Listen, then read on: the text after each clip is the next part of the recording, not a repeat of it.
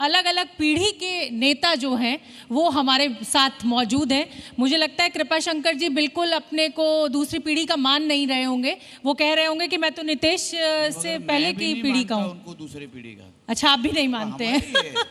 चलिए, तो मेरे साथ दो नेता मौजूद हैं और ऐसे नेता जो किसी तारुफ के मोहताज नहीं है। मैं नीतीश जी के साथ शुरुआत करूंगी। आप बेखौफ हैं, निडर हैं, वो सब तो ठीक है, लेकिन इतना भी क्या बेखौफ होना कि दूसरे धर्म के लोगों को आप खौफ में डाल दें?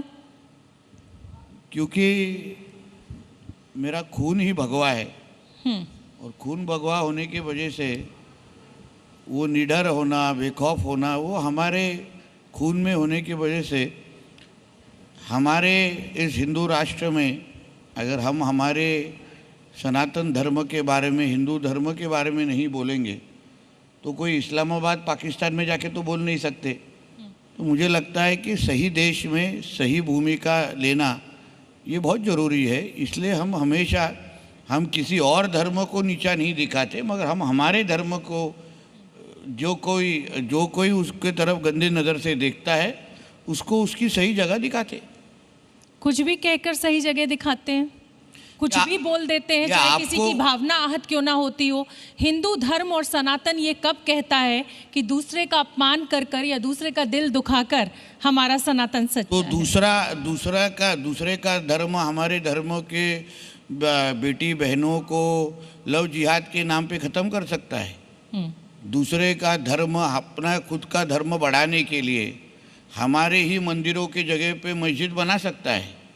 ये कौन सा अलग अलग नियम है?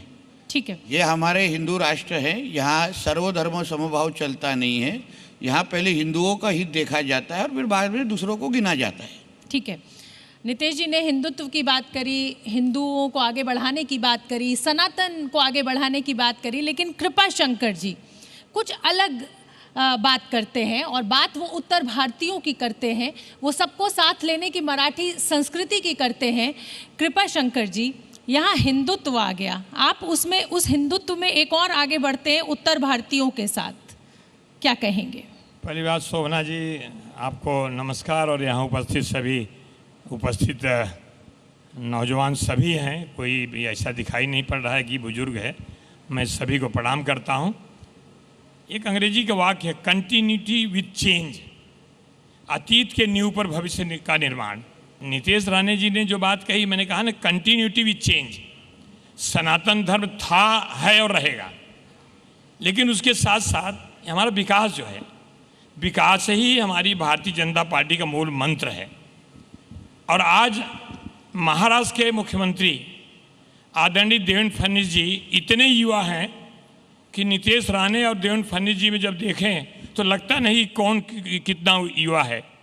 तो नीतीश राणे जो बात कही, मैंने उसका एक लाइन में आपको बताया कि अतीत के नींव पर भविष्य का निर्माण।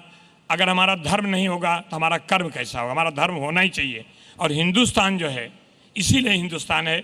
इसलिए मैं आपके माध्यम से यही कहना चाहता हूँ कि जब जब हों धर्म की हानि, बाढ़ें असुर अधम अभिमानी।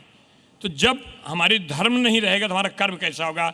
इसलिए धार्मिक सबको होना चाहिए, लेकिन कोई अगर ये कहे कि मैं अपने धर्म के प्रति सब कुछ रखता हूं और दूसरा धर्म कुछ नहीं है, ऐसे लोगों के लिए नीतीश राणे जी एक उदाहरण है।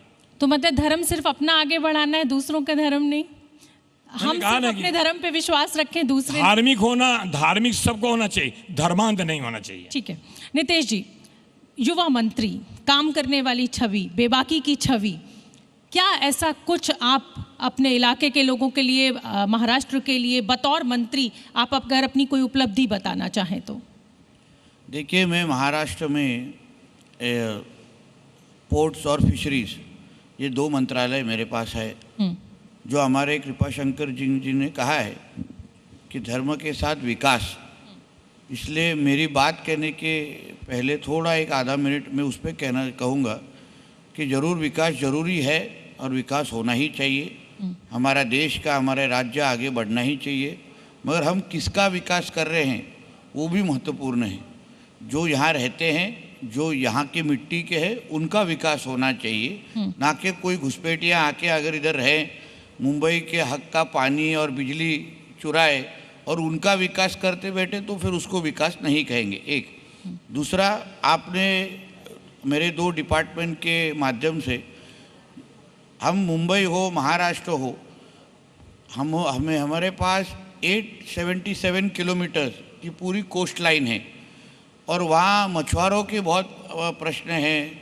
वहाँ अभी पोर्ट्स के माध्यम से, बंदर के माध्यम से हम बहुत बड़े बड़े डिसीजन हमारे देवेंद्र फडणवीस जी के नेतृत्व के सरकार ने हम लोगों ने लेनी शुरुआत की है। हमारे सरकार की शिप बिल्डिंग की पॉलिसी है। हमारा एक ही ऐसा पहला महाराष्ट्र स्टेट है जहां हमने मछुआरों को किसान का दर्जा दिया है, जो अन्य कोई भी स्टेट में अभी तक देश ने दिया नहीं है। तो इस माध्यम से हम हमारे मछुआरों को, जो मेरे डिपार्टमेंट के माध्यम से हम लोग कर रहे हैं, मछुआरों का विकास, मछुआरों के माध्यम से हमारे महाराष्ट्र में उनका योगदान बढ़ाना, विकास में उनका योगदान बढ़ाना, बंदर या पोर्ट्स डिपार्टमेंट के माध्यम से जिस तरीके से अभी इस बार के बजट में आपने देखा होगा कि बहुत बड़े पैमाने पे पोर्ट्स इंडस्ट्री के लिए, शिप बिल्डिंग इंडस्ट्री के लिए, या तो मैरीटाइम डेवलपमेंट के लिए हमारे नरेंद्र मोदी जी के सरकार ने बहुत बड़े डिसीजन, महत्वपूर्ण पॉलिसी डिसीजंस लिए हैं। उसको महाराष्ट्र में ज़मीनी तौर पे इम्प्लीमेंट करना, ये हमारा काम शुरू है। जब इतने सारे काम आप गिना रहे हैं, इतनी सारी उपलब्धियां आप गिना रहे हैं, तो फिर आपको वोट पोलराइज करने की ज़रूरत क्यों पड़ रही है? क्यों आपको ये कहकर अपनी चुनावी सियासत को आगे बढ़ाना पड़ रहा है कि साहब दुकान पर सामान खरीदने से पहले ये पूछ लो कि उसका नाम क्या है? तो जरूरी है, जैसे मैंने आपको जब इतना काम जमीन पर है, तो ये काम हम किसके लिए कर रहे हैं? ये काम हम हमारे हिंदू राष्ट्र के लिए कर रहे हैं। जो भी इधर रहता है, जैसे आपने शुरुआती में अपने चैनल के बारे में बात करते हुए कहा कि राष्ट्रवाद को मानने वाला चैनल है, राष्ट्रवादी चैनल है, तो इसलिए जो जो इस राष्ट्र को अपना राष्ट्र मानता है, जो जो ये तिरंगा को, हमारे झंडे को, ध्वज को अपना ध्वज मानता है, उसके लिए हम लोग ये सब विकास कर रहे हैं। मगर जो हमारे राष्ट्र की तरफ गंदी नज़र से देख रहा है, ना उसके लिए विकास होगा, ना उसके लिए हमारे राष्ट्र में जगह होगी।